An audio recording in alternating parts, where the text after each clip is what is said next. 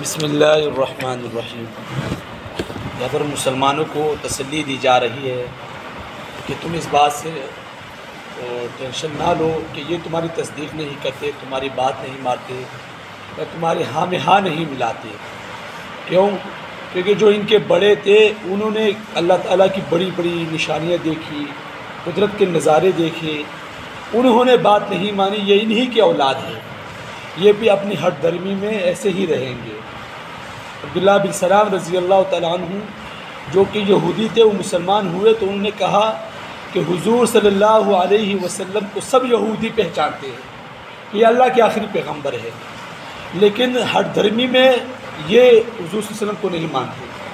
اور اللہ تعالیٰ خود قرآن میں فرماتے یعرفونہ کما یعرفون ابناءہم، کہ یہ حضور صلی اللہ علیہ وسلم کو ایسے پہچانتے ہیں جیسے کہ اپنے بیٹوں کو پہچانتے ہیں، لیکن ہر دھرمی میں تکبر میں یہ حضور صلی اللہ علیہ وسلم پر ایمان نہیں لاتے۔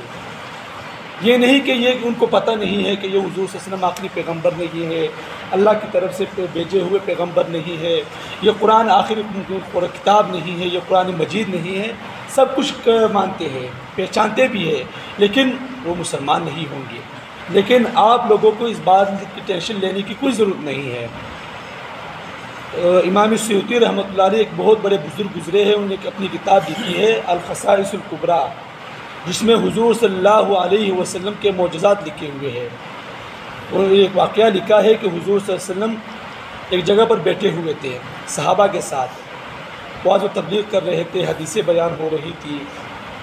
اسی دوران ابو جہل آیا اور اس کے ہاتھ میں موٹی موٹی کنکریاں تھیں، اور مجلس میں بیٹھا اور کہا کہ باقی باتیں چھوڑو، واعظ و تبلیغ چھوڑ دو، مجھے یہ بتاؤ کہ جو میرے ہاتھ میں ہے یہ کیا ہے؟ اگر تم نے یہ بتا دیا تو میں مسلمان ہو جاؤں گا۔ تو حضور صلی اللہ علیہ وسلم نے فرمایا ٹھیک ہے، یہ تو چھوڑو کہ میں یہ بتاؤں کہ تمہارے ہاتھ میں کیا ہے، بلکہ یہ تمہارے ہاتھ میں جو ہے یہ خود بتا دے کہ میں کیا ہوں، تو پھر کیا بات ہوگی؟ تو ابو جہل نے کہا یہ تو اس سے بھی بڑی بات ہو گئی، پھر میں واقعی مسلمان ہو جاؤں گا اگر جو میرے ہاتھ میں ہے یہ خود بتا دے کہ یہ کیا ہے۔ تو حضور صلی اللہ علیہ وسلم نے فرمایا ٹھیک ہے۔ تو فوراً ہی کنکریاں بولنے لگی سبحان اللہ سبحان اللہ سبحان اللہ، اور دوسری روایت میں ہے کہ کنکریاں بولنے لگی کہ لا الہ الا اللہ محمد الرسول اللہ، یعنی کنکریاں خود بولنے لگی۔ تو فوراً ہی ابو جہل نے کنکریاں پھینک دی اور کہنے لگا کیا تم بھی ان کے ساتھ ہو گئے ہو؟ یعنی اتنی ہٹ دھرمی اور اتنی جہالت، یعنی کہ سب کچھ پہچانتے جاننے کے باوجود بھی وہ مسلمان نہیں ہوئے۔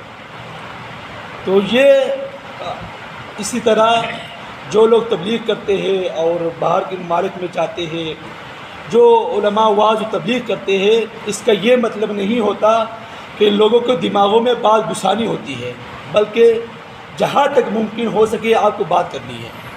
باقی اللہ تعالیٰ کی طرف سے ہدایت ہے، جسے عطا کرتے ہیں عطا کر دیتے ہیں، وگرنہ گمراہی تو گمراہی ہے۔ تو اللہ تعالیٰ سے دعا ہے کہ اللہ تعالیٰ عمل کی سمجھ کے توفیق عطا فرمائے۔ وآخر دعوانا الحمدللہ رب العالمین۔